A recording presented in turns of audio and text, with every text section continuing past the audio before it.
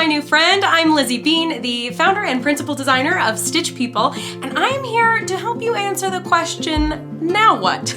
Maybe you bought Do-It-Yourself Stitch People and you've got the book and you realized it's a little bit bigger and more overwhelming than you thought.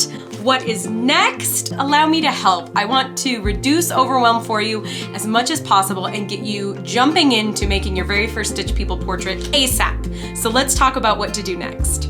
Now this may sound a little obvious, but I do want to recommend that you read the book. At very least, skim it. Familiarizing yourself with all of the sections of the book is going to give you an overview of all of the information you have at your fingertips and will hopefully empower you with a little more confidence that you have everything you need right here. What I really want to alert you to are these two pages right here. It is page 8 and 9 of the book, and it's a section entitled literally, How to Use This Book. I highly recommend reading these pages. First of all, what comes with a purchase of Do-It-Yourself Stitch People, this essentially acts as your ticket into our really great Facebook community, the Stitch People community on Facebook. It's a Facebook group full of awesome people just like you who are stitching Stitch People portraits. It is one of the happiest places on the internet. So this tells you how to get going there. And then there's this whole page that teaches you kind of how this book is laid out and all of the resources that are available to help you. So please definitely give the How to Use This Book section a quick read. Now, for those of you who are new to cross stitch or perhaps haven't done it in a while or are new to Stitch People portraits, there is a whole section about materials, everything that you need to start cross stitching, as well as a Cross Stitch 101 section that walks you through how to cross stitch, what it is, what the moves are, how to do all the stitches and get going, including at the end of this section some special stitches that are specific to cross stitch and also a little bit specific to Stitch People that might be worth looking at. That's page 21 in the book. The next section that I would recommend you read all the way through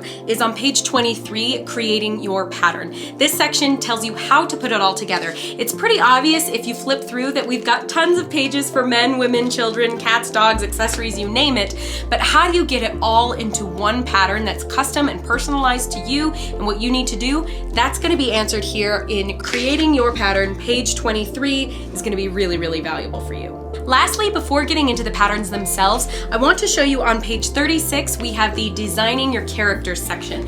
And this contains not only a description that might be worth reading, but an example of how you might use the character design pages in the book. It's just to help you plan out one single character at a time and keep track of what patterns you're using throughout the book so that you can reference them later and maybe go back easily, find a page, adjust it as needed. The characters design pages are there to help you keep track of your designs. Utilize them. They start on page 37 is this example one, and from there on out you've got a number of blank templates you can use. After you get through sort of all the intro and how-to material, we jump into the patterns themselves. The first two sections are for women. We've got women's hairstyles and women's clothing. Then we jump into men's hairstyles and men's clothing, and then we get to children. And I just want to walk you through this really quick. On page 97, we've got a bunch of different sizes of children's bodies, and you'll see that what's recommended, roughly the age associated with each of these sizes, is shown in either magenta, cyan, or yellow. These colors correspond to then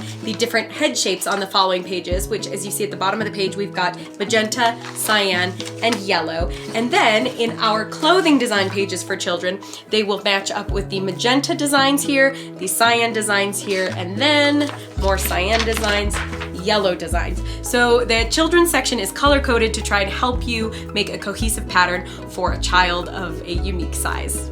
After you get through the sections of the people patterns, we get to our furry friends, and we even have a small animals at the back with like lizards and turtles and things like that. But one thing I want to tell you about is right at the beginning, there's this page 107, Don't See Your Dog? Here's what to do. It is numbers of pages of instruction for how you can go about customizing your pattern. There are hundreds of purebred dog breeds in the world, to say nothing of those designer breeds and the mixed breeds. It's impossible to include every iteration of every dog or cat in this book. So these pages tell you how to use, I think we have 40 breeds in the book, how to use the breeds that we do have to mix and match and create your specific furry friend.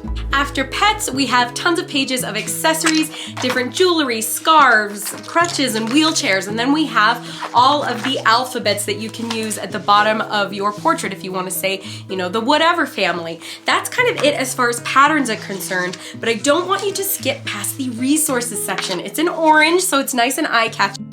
We have pages and pages and pages of a floss color recommendations guide that tells you what we recommend for different skin tones, brunette, blonde, gray hair, all sorts of things. We have a materials checklist you can take with you to the store. We have how to do curly hair, how to do straight hair, how to do tattoos, geometric patterns, floral patterns, all sorts of how-tos that you're gonna wanna check in here. We've got lace techniques if you're doing a lace piece of clothing. We've got how to include a departed loved one with different ideas that you can include a memorialized pet or human character in your portrait. We've got how to make your Stitch People characters a little wider if you want to go outside of just the template of using the same body size for everyone.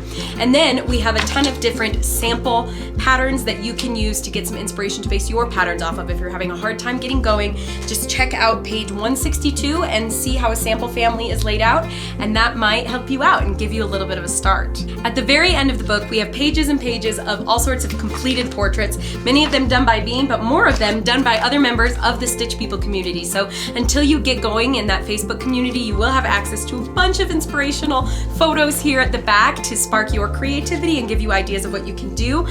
And last but not least, check out the glossary on the back. If you're looking for a particular pattern or particular element to put in your portrait, check out the glossary, try and look it up.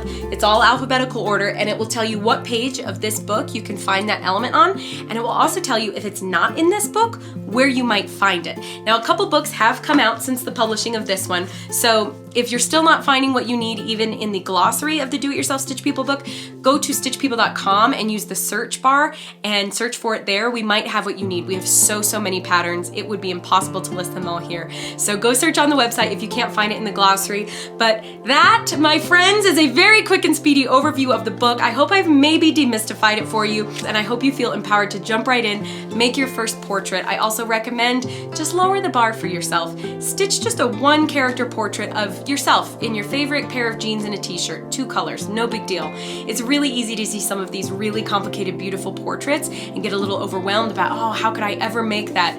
Don't. Start small. Every expert had to be a beginner first, and don't forget it. That's you. You're on your journey to being a Stitch person and creating your own custom cross-stitch family portraits. Thank you again so much, and please do make sure to reach out if you have any questions. We are happy to help.